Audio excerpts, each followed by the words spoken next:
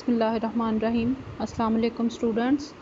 کل میں نے آپ کو اردو کی کتاب کا تیسرا چیپٹر شروع کروایا تھا جو کہ مولوی عبدالحق کا مضمون ہے نواب محسن الملک۔ یہ ان کے خاکوں کے مجموعے چند ہم اثر سے ماخوذ ہے۔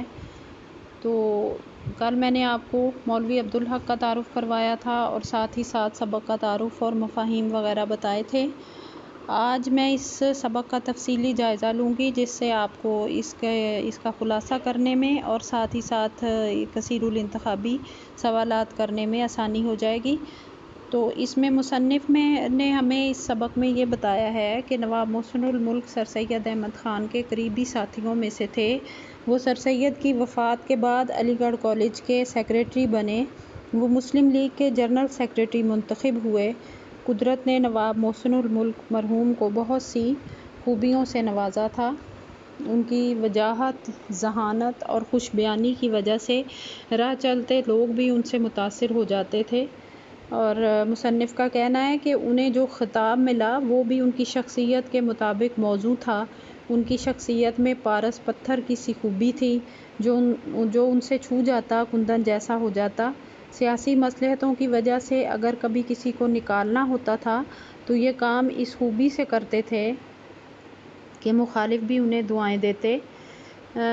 آگے وہ کہتے ہیں کہ نواب محسن الملک کو معاملات اور واقعات پر ایسا عبور حاصل تھا کہ بڑے سے بڑے پیچیدہ معاملات بھی بہت جلد سلجھا لیتے تھے، اور اگر وہ ٹرکی یا کسی اور سلطنت کے وزیر خارجہ ہوتے تو دنیا میں بڑا نام کماتے۔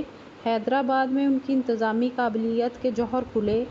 ریاست کا بجٹ نواب صاحب نے مرتب کیا جو مصر کے بجٹ کے نمونے پر تھا۔ بندوبست کا محکمہ بھی انہی کا قائم کیا ہوا تھا۔ اس کے علاوہ انہوں نے فنانس اور مالگزاری میں بھی بہت سی اصلاحات کی تھیں۔ حیدرآباد میں جو مقبولیت اور ہر دل عزیزی نواب محسن الملک کو حاصل ہوئی وہ کسی اور کو نہ ہوئی، اور ان کی وفات پر حیدرآباد میں کوہرام مچ گیا تھا۔ امیر، غریب، بیوائیں اور یتیم سب زار و قطار رو رہے تھے۔ جس زمانے میں محسن الملک نے ہوش سنبھالا اس وقت مسلمانوں میں مذہبی جذبہ بہت بڑا ہوا تھا۔ اس کی وجہ شاید یہ تھی کہ مسلمان دولت و اقبال اور جاہ و ثروت سب کھو چکے تھے، ایک مذہب ہی رہ گیا تھا۔ اس لیے مسلمانوں نے مذہب کی پناہ ڈھونڈی۔ سر سید احمد خان اور ان کے رفقائے کار یعنی جو ان کے ساتھی تھے ان میں نواب محسن الملک، حالی شبلی، مولوی مشتاق احمد، چراغ علی اور نذیر احمد، ڈپٹی نذیر احمد جو اردو کے سب سے پہلے ناول نگار ہیں، سب نے جو کچھ لکھا ان کی تان مذہب پر ہی ٹوٹتی تھی۔ نواب محسن الملک کو مذہب سے بہت لگاؤ تھا۔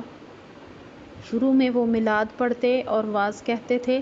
ان کی صرف ایک ہی تصنیف خالص مذہبی تھی۔ ان کی جتنی تعلیمی، معاشرتی اور علمی تحریریں ہیں سب کا تعلق اسلام یا مسلمانوں سے ہے۔ ان کی تحریر میں ادبیت کی شان پائی جاتی تھی۔ اگرچہ وہ انگریزی نہیں جانتے تھے لیکن انگریزی کتابیں پڑھوا کر سنتے تھے یا ترجمہ کروا کر پڑھتے تھے، اسی لیے ان کے مضامین میں مغربی خیالات کی ترجمانی نظر آتی ہے۔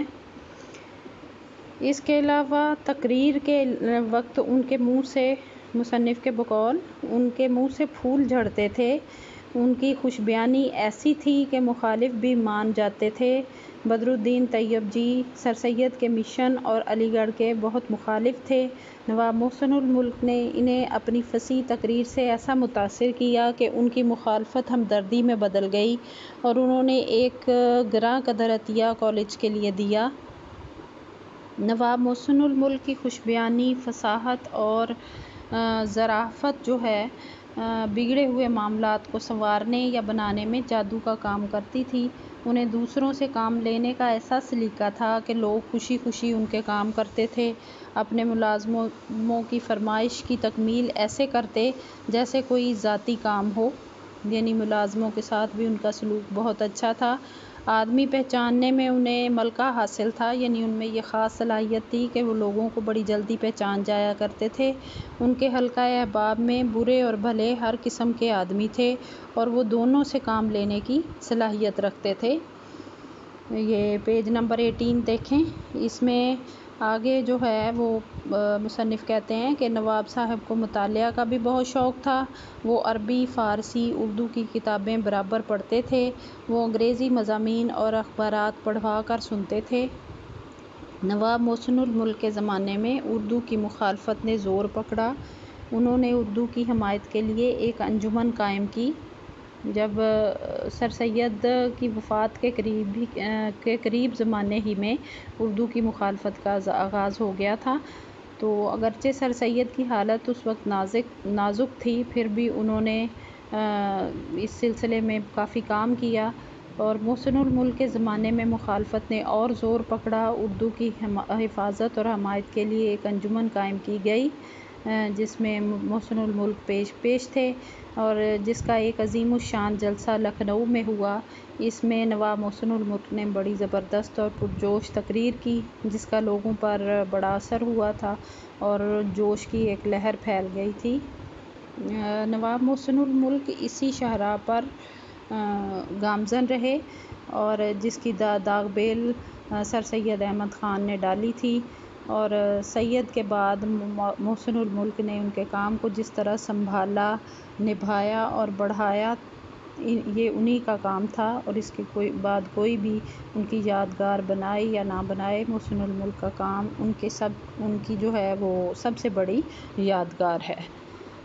اب آپ اس کا خلاصہ لکھیے، اور اس کے ریڈنگ آپ نے میرا خیال ہے کی ہوگی، کل بھی میں نے آپ سے کہا تھا اس کو ریڈ آؤٹ کریے پورے سبق کو، اور اس کا خلاصہ لکھیے اور کثیر الانتخابی سوالات کریے۔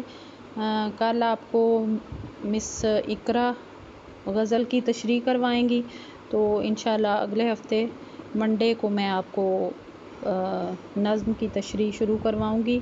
تو آج کے لیے اتنا ہی، اللہ حافظ۔